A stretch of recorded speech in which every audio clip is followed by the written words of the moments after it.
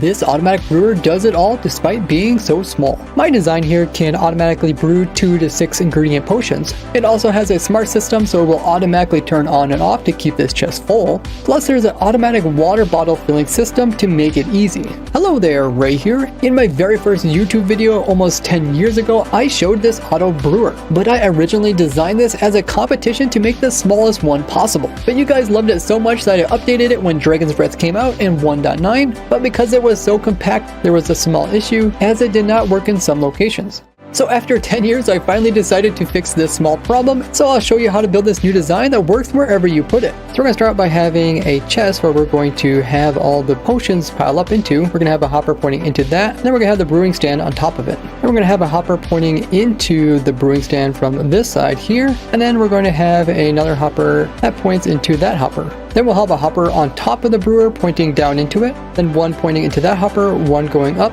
one going into that one going into the side of that one, and lastly one right here, finishing it off like that. Now we place in our barrel there, which will be used for storage later on, and we're going to have a comparator that is going to be reading the contents in this hopper, which is facing this direction. Then we're going to toggle it and have its power being reduced a little bit by placing in a slab here with a redstone dust there, and then we're going to be placing in a block here with the comparator facing into that redstone, and that comparator is going to be reading this furnace, and that furnace is going to have one item right here that normally stacks to 64, and that will give us the perfect amount of power. The power of this comparator is then going to be pushed into this block here. It's then going to be inverted with a redstone torch, and then it's going to be sent downward onto this block, which is going to have some redstone on top of it, and then that power is going to be moved over this direction where we'll have a block that is holding a repeater that is locking the hopper in front. The power is also getting inverted with this torch over here, which is then sending its power over to this redstone dust at the top of this, and then into this repeater on 2 redstone ticks,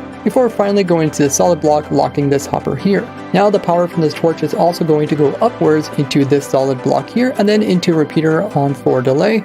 And then this repeater is going to be powering a bunch of droppers. We're going to come in and place these droppers from this side over here, with one on top of this hopper facing towards us. And the second dropper is going to be facing this other dropper by placing it up against here, so its contents will be pushed into this one. And it will also be used as a block so we can power this redstone dust here, which is then powering a dropper which is going to be facing towards us on top of this one, as well as a dropper that's going to be on top of this repeater. We can just shift click it in just like so. And lastly, we can place in a dropper that is on top of this barrel facing up towards us. Now to finish off the build, we're going to place in some full cubed blocks on top of those hoppers there. And now you're done with the main part of the redstone. You made it this far, so leave a like on the video. So now we're ready to program the brewer. We're going to come into the hopper just above the brewing stand. We're going to place in 3 single blocks here that normally stack to 64. And then we're going to grab a stack of 19 and place in this slot here. Now we're going to make sure the items come into this hopper in the right order. So we're going to get 4 different items that aren't the same as ones that are in here and are not brewable items. So we're going to start out by putting a couple of these items in this dropper here. Then we're going to put a different stack in this dropper here. And then a couple more different ones in this dropper over here. And lastly, we're going to reach over to this dropper and place in another set of some different ones. Now when we come in and we turn off this comparator here and turn it back on again, it's going to activate all of these droppers. And their items are going to be sent over here. We're going to have 1 items here and the rest are going to end up over here. So whichever item is the last, this is where we want to place in our nether wart. So let's go ahead and find the logs, and we're going to replace that with our nether wart source. You can always add in more storage onto this dropper if you want to. Now when it comes to everything else inside of this hopper, you can swap out their corresponding droppers with any type of secondary ingredient that you're using in your brewing stand. This includes gunpowder to make it splash, glowstone to make it stronger, redstone to make it longer, spider eyes to corrupt it, or dragon's breath to make it a lingering potion. As it doesn't matter which order these come into the brewing stand, they will still produce the same potion at the end. And then lastly, if we come over to this hopper here, we can see we got some vines, and we'll leave that vine in there, but the vine will be where we put our main ingredient. So this dropper here is where we can put in our glistering melons.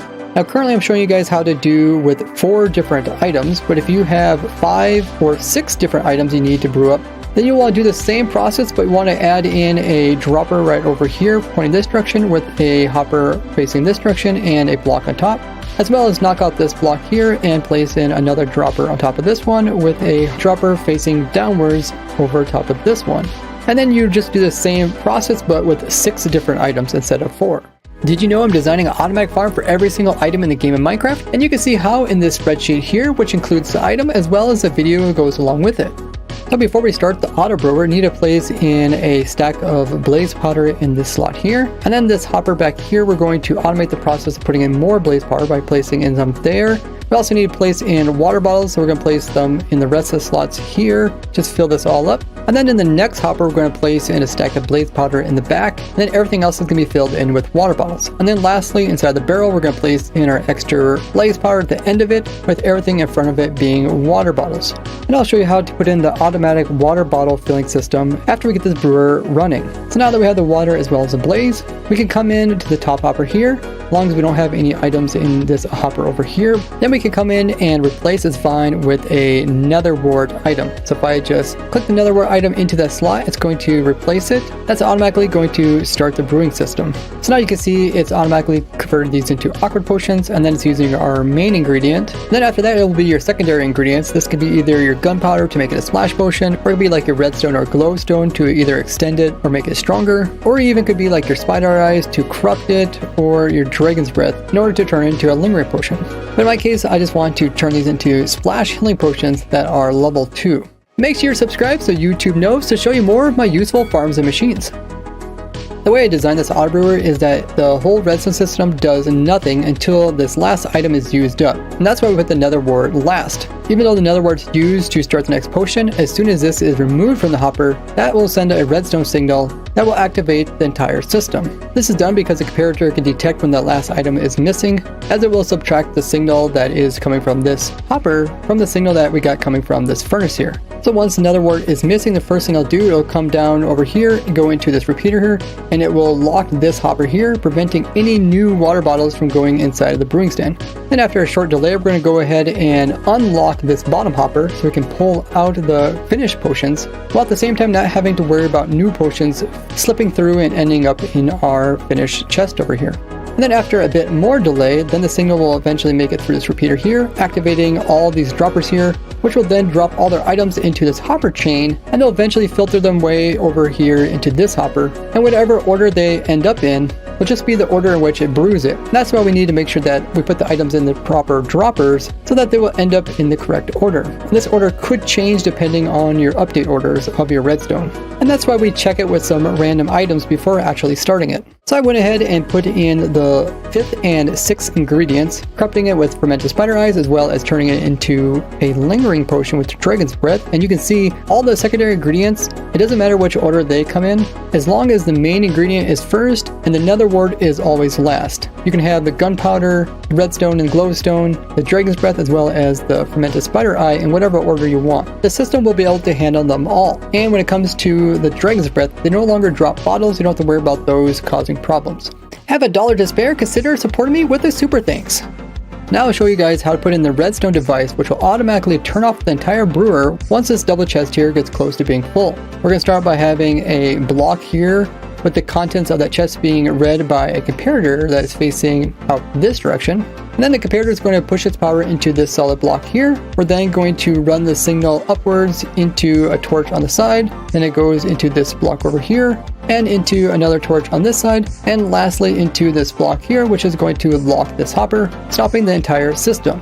But we don't want to stop the system until the chest is actually full. So we're going to come in here and set this to subtraction mode. And we're going to have this comparator subtract the signal that it sees in this chest here from the signal that we're going to place over here in this barrel. So we're going to have a comparator pointing out of this barrel. We're going to have the barrel completely full of this many items that are all full stacks, or you could do something like shovels, just so that they're all maximum stacks. And now what's going to happen is that this torch is going to stay off until this double chest almost gets completely full, and then it's going to turn off the system, which is really nice. That way you can always have a full chest of potions, and whenever you take out some potions, it will automatically restart again. But if you want to turn this off before it actually fills up the chest, you can just place in a lever right here and turn that, and then that will automatically lock the system, freezing everything in place. But if you don't have the little bit of extra redstone, the potions are going to pile up in the hopper and then pile up in the brewer, in which case in order to restart it, you're going to have to remove the potions from here as well as remove them from here.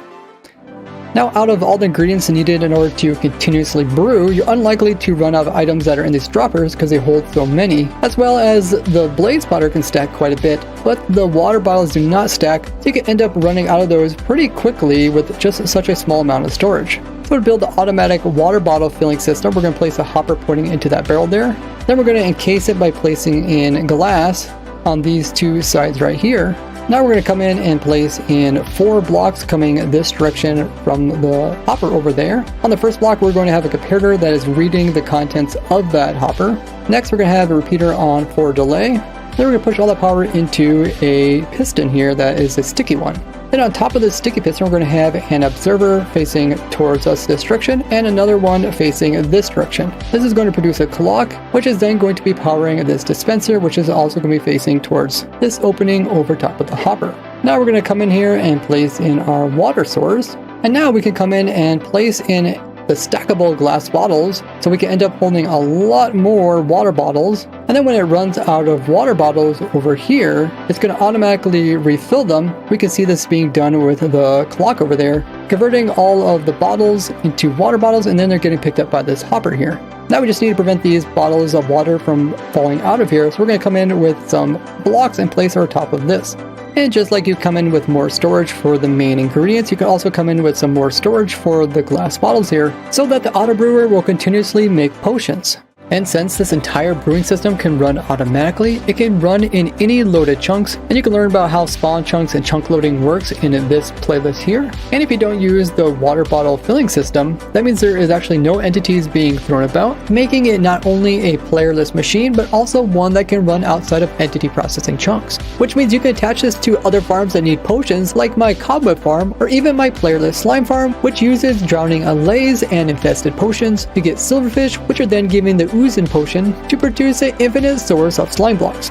Now if you want to make this machine infinitely automatic, you'd have to hook up each of these sources to a farm that produces unlimited amounts of them. But when it comes to something like the blaze powder, the blaze has to be killed by player means, meaning that you need the player to be there, and same thing also applies to Netherware, where the player has to plant it. But just by having a lot of storage, you can make this last a really long time before having to be refilled. Now tell your favorite Minecrafters about this simple yet useful machine, and check out this playlist for a lot more simple farms. Thank you all for watching, I'll see you guys in the next one, bye bye!